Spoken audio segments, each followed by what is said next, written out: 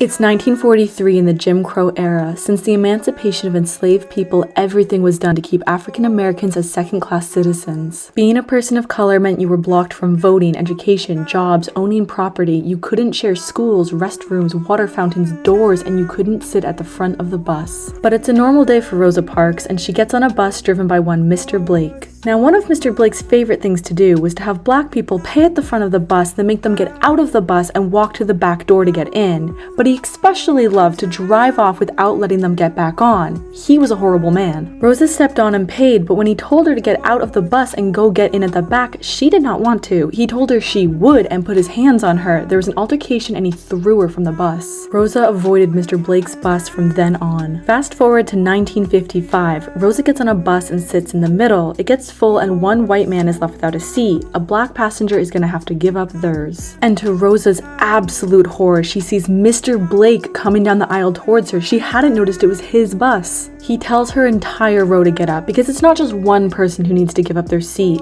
but all four sitting in that row had to move so one white man didn't have to sit in the same row as any black people. The other three in her row get up and move. Rosa turns her knees to let the man sitting beside her out and then slides over by the window. "Are you gonna stand up?" Mr. Blake asked. "No," she said.